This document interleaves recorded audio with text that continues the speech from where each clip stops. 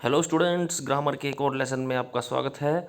और इस लेसन में अपने करने वाले हैं नरेशन, यानी डायरेक्ट एंड इनडायरेक्ट स्पीच। तो हम बेसिक लेवल से शुरू करेंगे, बिल्कुल इजी से, और एडवांस लेवल तक जाएंगे।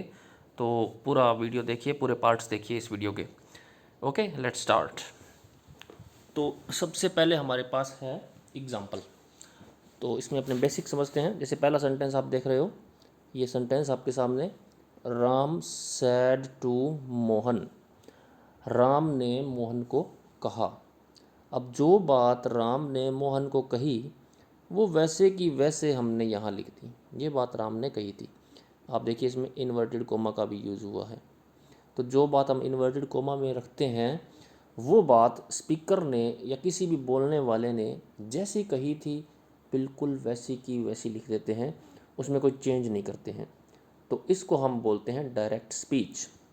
ये जो हमारा नंबर 1 सेंटेंस है ये डायरेक्ट स्पीच है। ओके, क्योंकि इसमें राम ने मोहन को जो भी बात कही, जैसे ये बात कही, तो इसमें हमने बिना किसी चेंज के वैसे का वैसे रख दिया, इसीलिए इसको डायरेक्ट कहते हैं।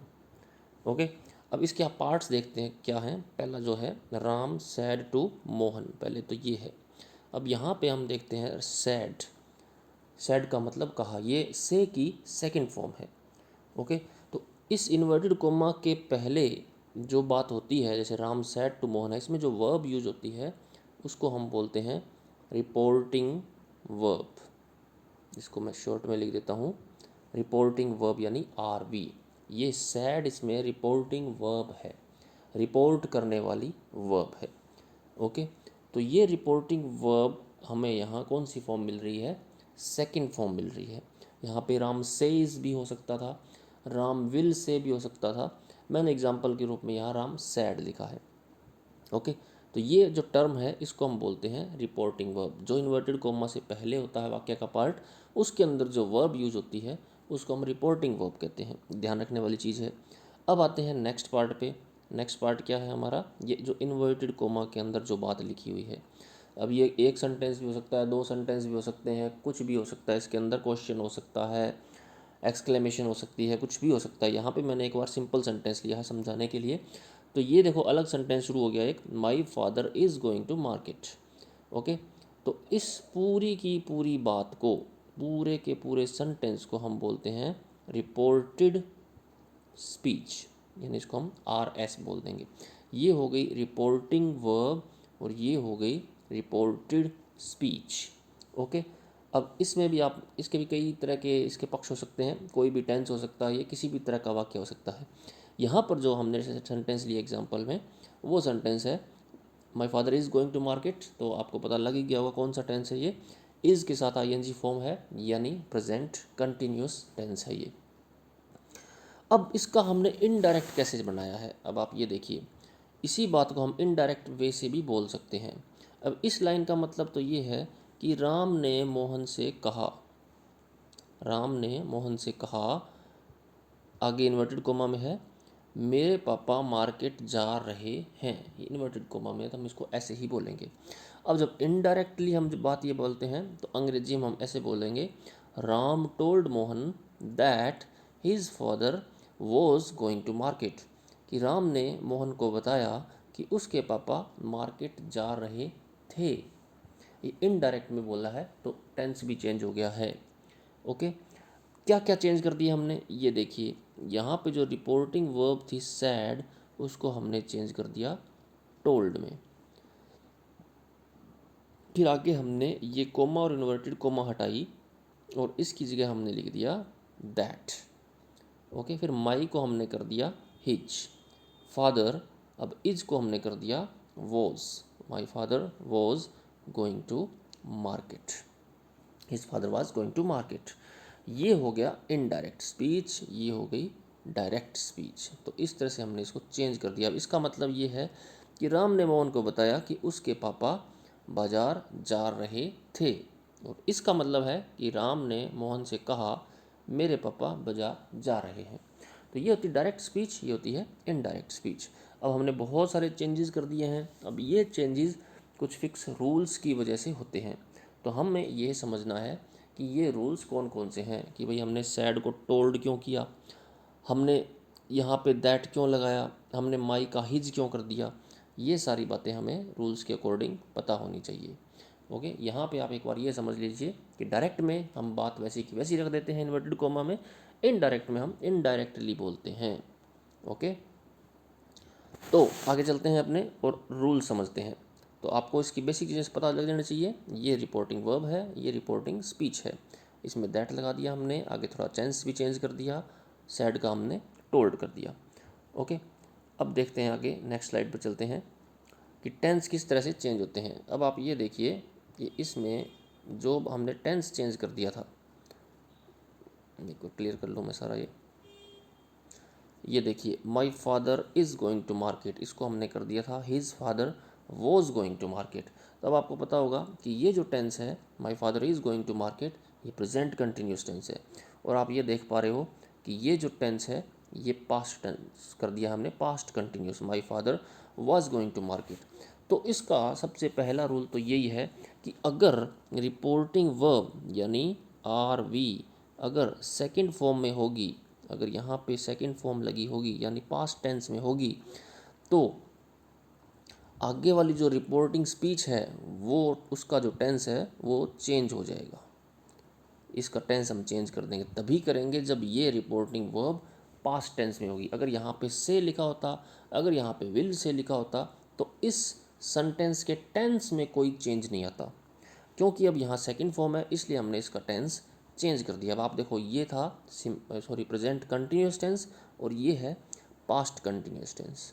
तो पहला रूल तो यही पता लग गया आपको कि अगर रिपोर्टिंग वर्ब सेकंड फॉर्म में होती है तो हम प्रेजेंट कंटिन्यूस को पास्ट कंटिन्यूस में चेंज कर देते हैं।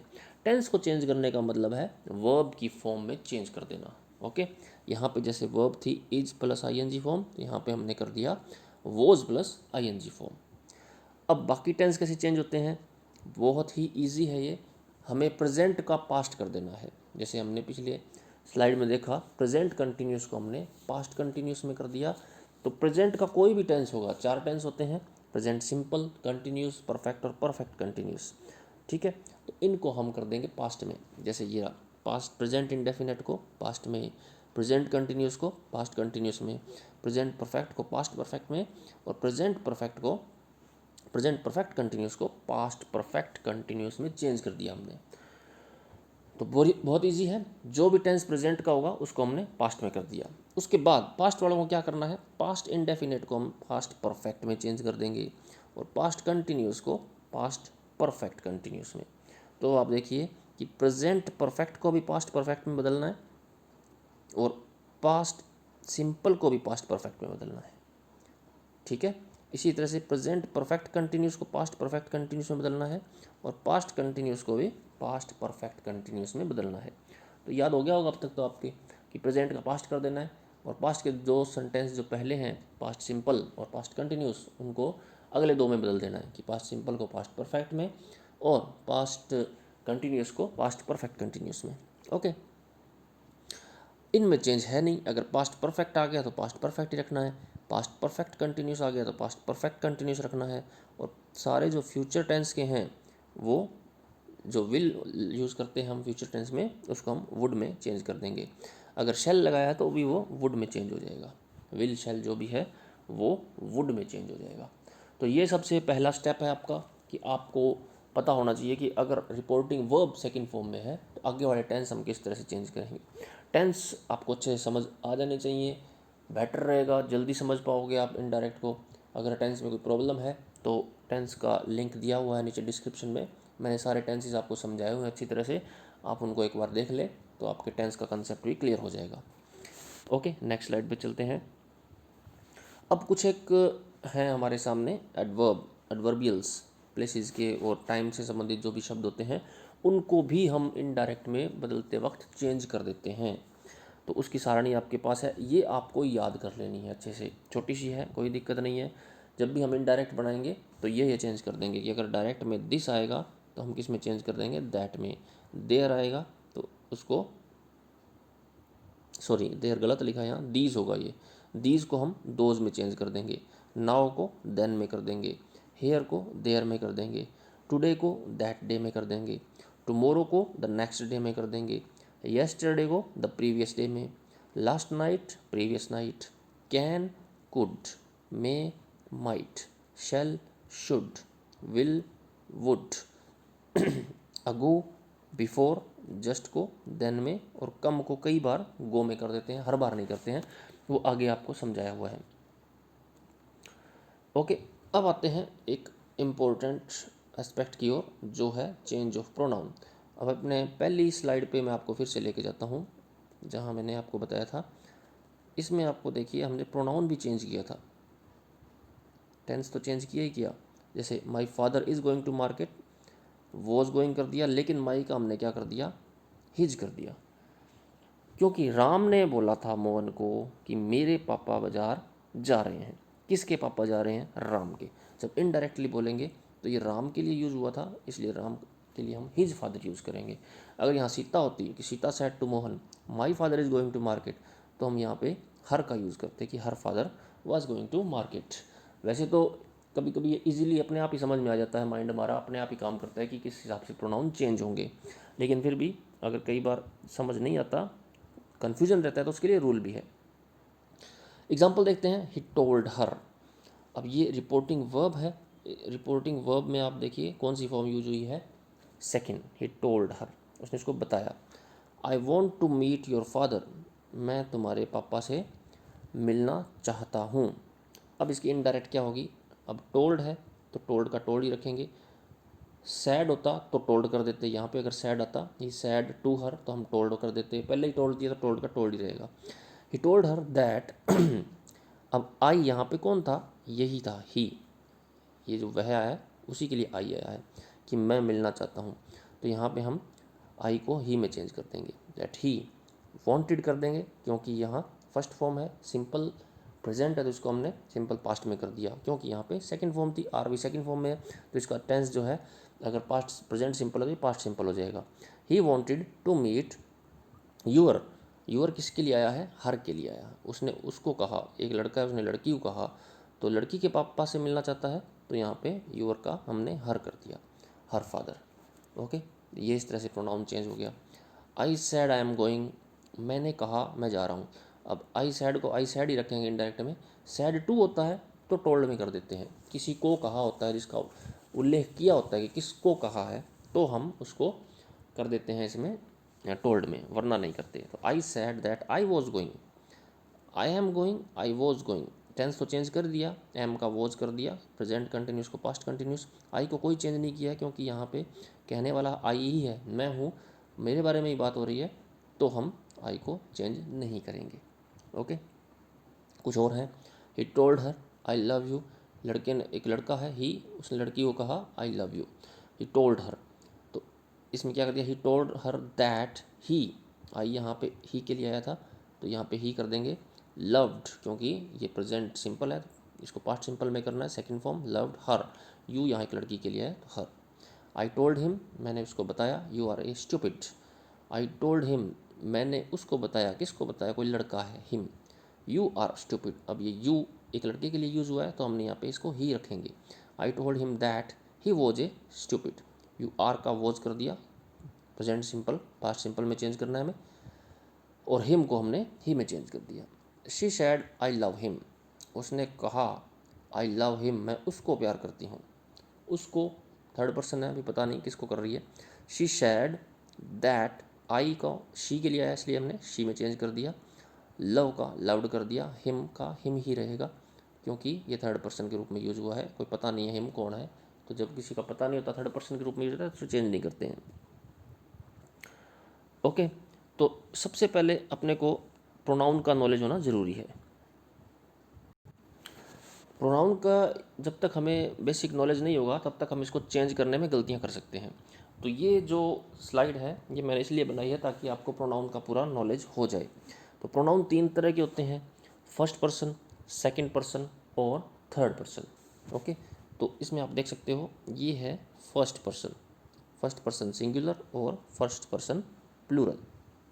ओके, फर्स्ट पर्सन होता है मैं या हम, ये होता है फर्स्ट पर्सन, मैं या हम। तो वो सब्जेक्ट के रूप में कैसे यूज होते हैं, आई और वी के रूप में, ये सिर्फ सब्जेक्ट के रूप में यूज होंगे। ऑब्जेक्ट बनाना होगा तो हम उसको कर देंगे मी और अस। पजेसिव यानी अधिकार बताना हो कि मेरा है, हमारा है, तो उसके लिए हम करते हैं माई और आवर का। पजेसिव प्रोनाउन माइन और आवर्स, ये पजेसिव प्रोनाउन है, ये पजेसिव एडजेक्टिव है, ये थोड़ा ध्यान रखना पड़ेगा हमें। ये सब्जेक्ट के रूप में कम यूज होते हैं, ये सब्जेक्ट के रूप में यूज हो जाते हैं, माई पेन, आवर स्कूल, इस तरह से। ओके। रिफ्लेक्सिव प्रोनाउन यानी मेरा स्वयं का, माई सेल्फ मेरा स्वयं का, आवर सेल्व्स हम स्वयं, मैं स्वयं, हम स्वयं, इस तरह से इसका यूज होता है। तो फर्स्ट पर्सन प्रोनाउन आपको याद रखना है, उसके सब्जेक्ट और ऑब्जेक्टिव फॉर्म आपको याद रखने हैं। फर्स्ट पर्सन का सब्जेक्ट होता है आई और वी, सिंगुलर प्लूरल, ऑब्जेक्ट में मी और अस हो जाता है। ओके। सेकंड पर्सन, पहला पर्सन अगर मैं और हम हैं तो सेकंड पर्सन तुम हो, और थर्ड पर्सन है हमारे और तुम्हारे अलावा और कोई भी है, वो थर्ड पर्सन है। यानी इसकी एक ट्रिक है याद रखने की, फर्स्ट सेकंड और थर्ड पर्सन याद रखने की, कि मेरे और तुम्हारे अलावा बाकी सब थर्ड पर्सन है। यानी मैं फर्स्ट पर्सन, तुम सेकंड पर्सन, और उसके अलावा वह, वे, राम, सीता, गीता, जो भी है वो सब है थर्ड पर्सन, भले एक है या ज़्यादा है। यानी मेरे आई और वी और तुम्हारे यू के अलावा बाकी सब थर्ड। तो 1 2 3 हो गया ना। तो सेकंड पर्सन में यू होता है, सिंगुलर प्लूरल यू, यू ही होता है, चेंज नहीं होता उसमें। ऑब्जेक्टिव और सब्जेक्टिव दोनों एक ही होते हैं, जैसे इसमें आई और मी था तो इसमें यू यू ही रहेगा। पजेसिव में यूर हो जाता है, पजेसिव प्रोनाउन में योर्स हो जाता है, और रिफ्लेक्सिव प्रोनाउन में योर सेल्फ और योर सेल्व्स हो जाता है। थर्ड पर्सन जो है वो मेरे और तुम्हारे अलावा जो भी है, जैसे ही और शी, तो ये लड़की के लिए शी, लड़के के लिए ही।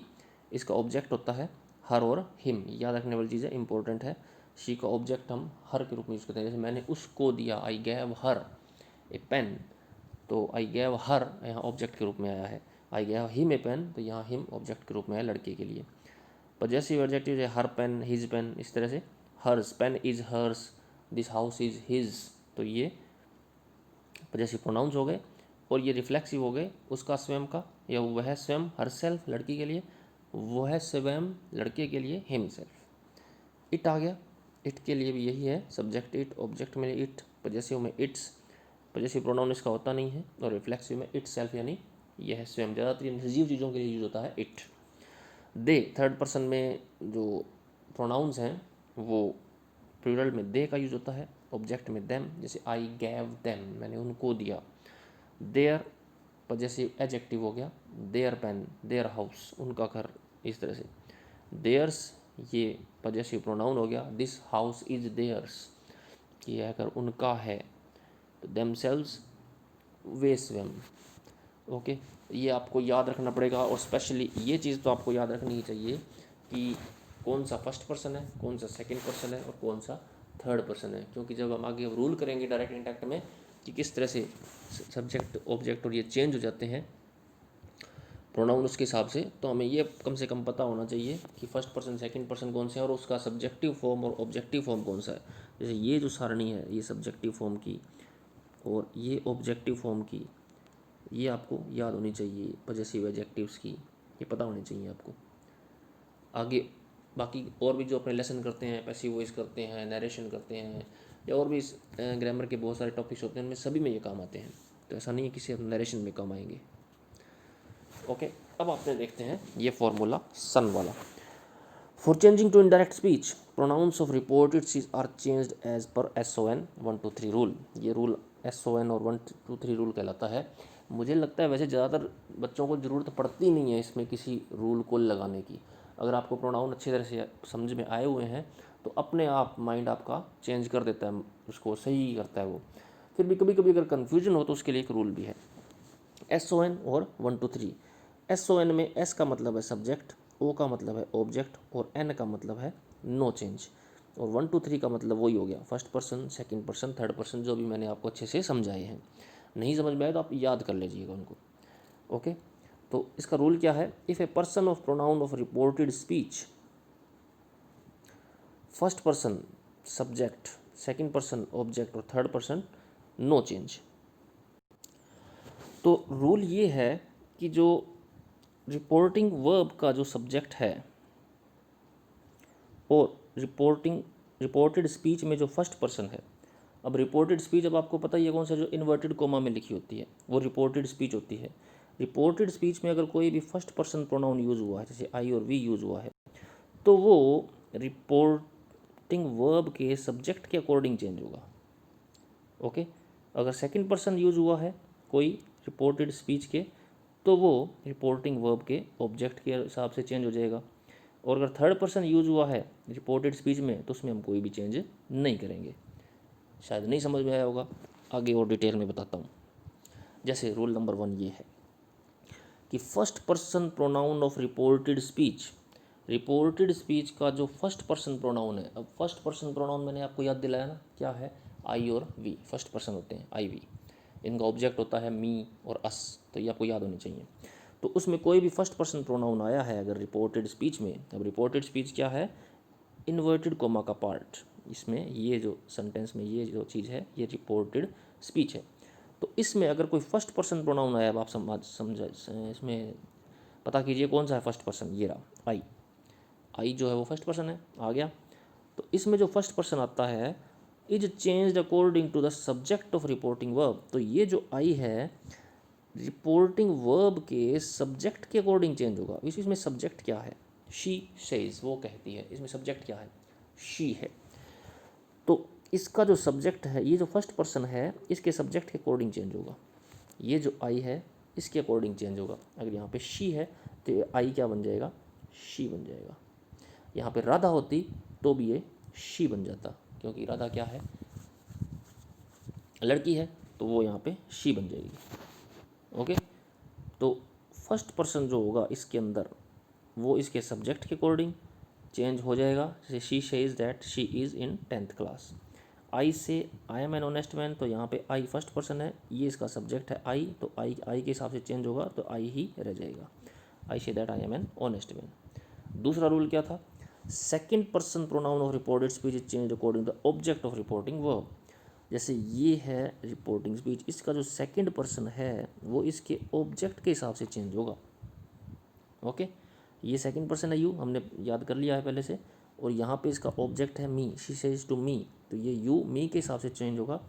She tells me that I, ये मी के हिसाब से हमने इसका कर दिया आई, क्योंकि यहाँ सब्जेक्टिव केस यूज होगा तो आई यूज होगा, मी नहीं लगाएंगे, मी के हिसाब से चेंज होगा। इसने मुझे कहा I have done my work. Your को भी हमने माई में बदल दिया, क्योंकि ये भी सेकंड पर्सन है। इस ये सेकंड पर्सन का अगर पॉजेसिव केस यूज हुआ तो यहाँ पे भी पॉजेसिव केस ही यूज होगा। यहाँ पे सब्जेक्टिव केस यूज हुआ है तो यहाँ पे आई हम सब्जेक्टिव केस ही लगाएंगे, ऑब्जेक्टिव नहीं लगाएंगे। दूसरा, she says to her you have done your work, तो इसमें भी सेकंड पर्सन है यू, इसका ऑब्जेक्ट है हर, हर यानी एक लड़की के हिसाब, लड़की का है हर, तो लड़की के हिसाब से ये यू शी में चेंज हो जाएगा। हर का जो सब्जेक्टिव केस है वो यूज होगा। यूअर, ये भी सेकंड पर्सन है तो इसके ऑब्जेक्ट यानी कि कोई लड़की है तो यूअर लड़की के लिए हम हर लगाते हैं, हर वर्क। इसीलिए मैंने आपको वो सारणी समझाई थी, आपको वो अच्छे से याद कर लेनी चाहिए। I say to them you have done your work. I say to them, अब इसमें ऑब्जेक्ट देम है, यहाँ पे यू आया है सेकंड पर्सन, तो यू देम के हिसाब से चेंज हो जाएगा। यू आएगा तो ये देम है, देम का सब्जेक्टिव केस क्या होता है, दे, यू को दे में बदल दिया। योर वर्क, अब योर क्योंकि पॉजेसिव केस है तो देम का यानी दे का पॉजेसिव केस क्या होगा, देयर होगा। Okay, so I tell them that they have done their work. तो ये आप कुछ एक प्रैक्टिस करोगे तो अपने आप ही दिमाग में चेंज कर लेंगे आप प्रोनाउन, कोई रूल की भी जरूरत नहीं पड़ेगी। फिर भी दिक्कत आए तो SON 1 2 3 ये याद रख लेना।